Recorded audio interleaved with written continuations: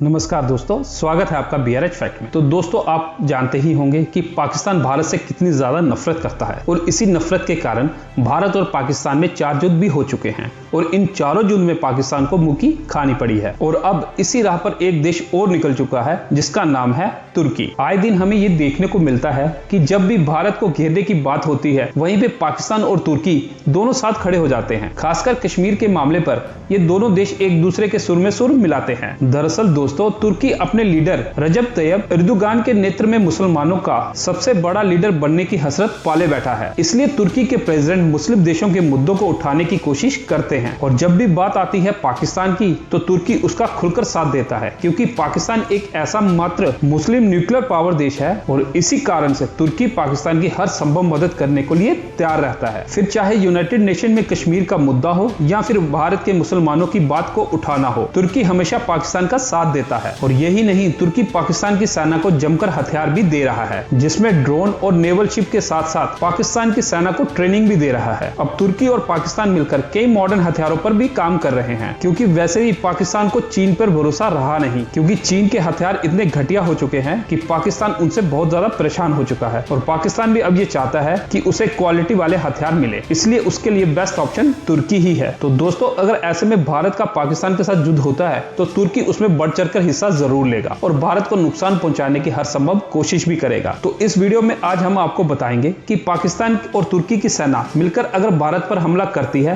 तो भारत इन दोनों देशों का मुकाबला करने में कितना सक्षम है और क्या भारत इन दोनों का मुकाबला कर पाएगा या नहीं। पूरा जानने के लिए बस अब इस वीडियो के अंत तक बने रहें। और वीडियो पर आगे बढ़ने से पहले जिन दोस्तों ने मेरे चैनल को सब्सक्राइब नहीं किया है तो प्लीज सब्सक्राइब कर लेना, क्योंकि आपको इस चैनल पर डिफेंस रिलेटेड इंफॉर्मेशन वीडियो मिलती है। तो चलिए चलते हैं बिना टाइम गवाए अपनी वीडियो पर। तो सबसे पहले बात कर लेते हैं बेसिक फैक्ट्स पर। पहला आता है ग्लोबल लैंड एरिया कवर। दोस्तों, भारत दुनिया का 7वां सबसे बड़ा भूभाग वाला देश है। भारत दुनिया का 2.4% ग्लोबल लैंड एरिया कवर करता है। वहीं अगर हम पाकिस्तान और तुर्की की बात करें तो ये दोनों मिलकर केवल 1.2 ग्लोबल लैंड एरिया कवर करते हैं। इसके बाद आती है पॉपुलेशन। दुनिया की टोटल पॉपुलेशन जो है वो 800 करोड़ के करीब हो चुकी है और सिर्फ भारत में ही 140 करोड़ लोग रहते हैं, जो अब दुनिया का सबसे ज्यादा जनसंख्या वाला देश भी बन चुका है। वहीं पाकिस्तान और तुर्की की कुल पॉपुलेशन 31 करोड़ है। फिर आती है नॉमिनल जीडीपी। एक देश को मजबूत बनाने के लिए उसकी जीडीपी का मजबूत होना बहुत जरूरी है। अगर हम भारत की जीडीपी की बात करें तो 3.5 ट्रिलियन डॉलर के करीब हो चुकी है। वहीं पर पाकिस्तान और तुर्की की नॉमिनल जीडीपी कुल मिलाकर 1 ट्रिलियन डॉलर तक की है। और वैसे भी अब पाकिस्तान और तुर्की की जीडीपी की हालत और भी बुरी होती जा रही है। इसके बाद आता है डिफेंस बजट। डिफेंस बजट जो सबसे ज्यादा महत्वपूर्ण है, क्योंकि डिफेंस बजट से ही पता चलता है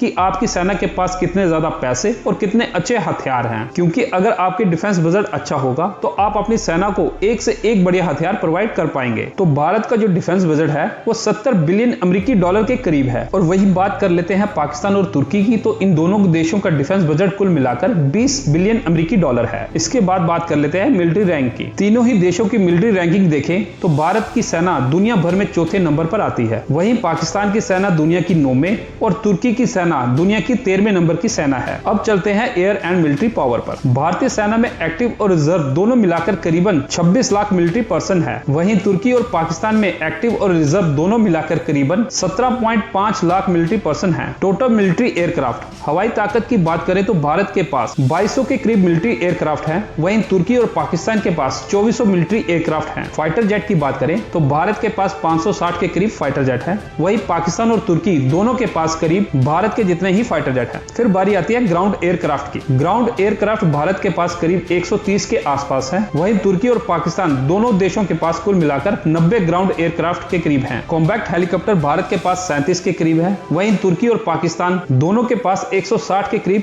कॉम्बैक्ट हेलीकॉप्टर हैं। न्यूक्लियर वारहेड भारत के पास करीब 160 हैं। दूसरी ओर तुर्की के पास तो न्यूक्लियर कैपेबिलिटी है नहीं, हाँ, पर पाकिस्तान के पास 165 न्यूक्लियर वारहेड बताए जाते हैं। अब बात कर लेते हैं लैंड पावर की। मेन बैटल टैंक्स में जहां 4750 यूनिट इंडियन आर्मी के पास है, वहीं तुर्की और पाकिस्तान दोनों को मिलाकर 5840 मेन बैटल टैंक्स हैं। आर्मर्ड व्हीकल और इन्फेंट्री व्हीकल्स 12500 से ज्यादा यूनिट इंडियन आर्मी के पास है। तुर्की और पाकिस्तान के पास कुल मिलाकर 23,200 के करीब आर्मर्ड व्हीकल और इन्फेंट्री व्हीकल हैं। टाउड आर्टिलरी की बात करें तो भारत के पास 3300 यूनिट इंडियन आर्मी के पास है। वहीं पाकिस्तान और तुर्की के पास 2400 टाउड आर्टिलरी मौजूद है। मल्टी रॉकेट लॉन्चर की 1300 यूनिट्स इंडियन आर्मी के पास मौजूद है। तुर्की और पाकिस्तान के पास दोनों के पास मिलाकर 960 रॉकेट लॉन्चर मौजूद है। अब बात कर लेते हैं नेवल पावर की। इसमें सबसे पहले आते हैं एयरक्राफ्ट कैरियर। बड़े एयरक्राफ्ट की 2 यूनिट भारत के पास मौजूद है, जो भारत की नेवी इसे ऑपरेट करती है। वहीं अगर हम बात करें तुर्की और पाकिस्तान की, तो उनके पास ऐसा कोई भी एयरक्राफ्ट मौजूद नहीं है। डिस्ट्रॉयड शिप, समुद्र की जहाजों को डिस्ट्रॉय करने वाला डिस्ट्रॉयड शिप भारतीय नेवी के पास 22 यूनिट है। वहीं पाकिस्तान के पास केवल 2 ऐसे डिस्ट्रॉयड शिप हैं और तुर्की के पास फिलहाल अभी ऐसा कोई भी डिस्ट्रॉयड शिप मौजूद नहीं है। फ्रिगेट्स, फिलहाल भारत के पास 12 फ्रिगेट्स अभी एक्टिव हैं। तुर्की और पाकिस्तान दोनों के पास मिलाकर फिलहाल 22 फ्रिगेट एक्टिव हैं। कॉर्वेट्स की कुल 21 यूनिट्स इंडियन आर्मी नेवी के पास एक्टिव हैं। वहीं तुर्की और पाकिस्तान के पास मिलाकर 12 कॉर्वेट्स एक्टिव हैं। सबमरीन, पानी का सबसे गुप्त हथियार। भारत के पास कुल मिलाकर 17 सबमरीन्स हैं, जो पानी के भीतर रहकर दुश्मन को निशाना बना सकती हैं। वहीं तुर्की और पाकिस्तान के पास कुल मिलाकर 20 सबमरीन हैं। तो दोस्तों, मैंने आपको कंपैरिजन करके बताया भारत के साथ तुर्की और पाकिस्तान का। तो आपको ये कंपैरिजन कैसा लगा और क्या ये दोनों देश मिलकर भारत का कुछ उखाड़ पाएंगे या नहीं? कमेंट सेक्शन में अपने विचार जरूर बताना। और इसके साथ अगर आपको ये वीडियो अच्छा लगा हो तो इसे लाइक और चैनल को सब्सक्राइब कर देना। जय हिंद।